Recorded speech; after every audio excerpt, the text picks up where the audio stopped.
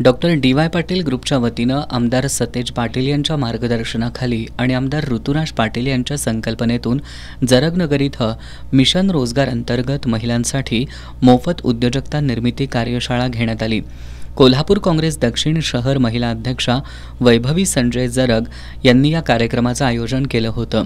यावेळी महिलांना चॉकलेट मोदक, बर्फी, शाही तुकडा, sweet corn, soup, Bombay sandwich, pizza, veg fried rice, दूध आणि दुग्धजन्य पदार्थ यापासून पनीर, रसमलाई यासारखे उपपदार्थ निर्मिती यासारखे विविध प्रकारचे खाद्यपदार्थ तयार करण्याची प्रात्यक्षिकं दाखवण्यात आली।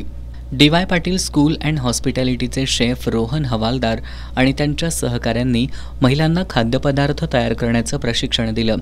यावेळी बोलताना वैभवी जरग यांनी महिलांच्या कला कौशल्यात वाढ होऊन त्यांना घरबसल्या अर्थार्जन करण्यासाठी मदत होऊ शकते असं सांगितलं।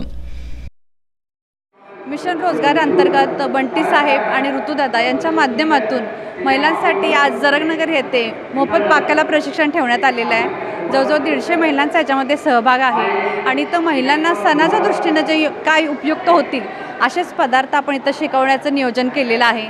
त्याच्यामध्ये चॉकलेट मोदक आहेत, बरेच स्वीट्स आहेत, मुलांना आवडणारे बरेच नाश्त्याचे पदार्थ आहेत की ज्याचा सणात त्यांनी केल्यामुळे त्यांचं घरची बचत तर होईलच, घरच्या घरी त्या करू शकतील, पण त्या कलेचा उपयोग करून त्या व्यवसायसुद्धा करू शकतील, लहान मोठ्या ऑर्डर्स घेऊ शकतील आणि अर्थार्जन करू शकतील।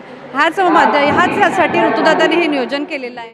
आमदार सतेज पाटील आणि आमदार ऋतुराज पाटील यांच्या प्रयत्नातून स्त्रियांना अतिशय उपयुक्त मोफत प्रशिक्षण उपलब्ध करून दिल्याबद्दल महिला प्रशिक्षणार्थी दीपा भिंगारडे यांनी आभार व्यक्त केले। आत्ताच्या मुलांना जे पिझ्झा, बर्गर वगैरे जे हे हवं असतं तर ते बाहेर जाऊन खाणं नेहमी परवडणारं पण नाही आहे आणि तब्येतीच्या दृष्टीने आपण आपल्या घरी स्वच्छ आणि पोषक त्याच्यामध्ये पदार्थ घालून ते करू शकतो। त्यामुळे हे प्रशिक्षण आहे ते उपयोगी आहे आणि त्या सणांच्या दृष्टीने पण मोदक म्हणा किंवा फ्राईड राईस म्हणा हे जे प्रकार आहेत किंवा शाही तुकडा, मलाई बर्फी हे पण आपण घरी करून जर घेतले तर आपल्याला ते खात्रीशीर आणि स्वच्छ आणि चांगले करू शकतो। त्यामुळे बंटीदादांना आणि ऋतुराजदादांना हे प्रशिक्षण हे घेतल्यामुळं त्यांची आभारी आहे आणि असे प्रशिक्षणं सारखी होत राहावीत।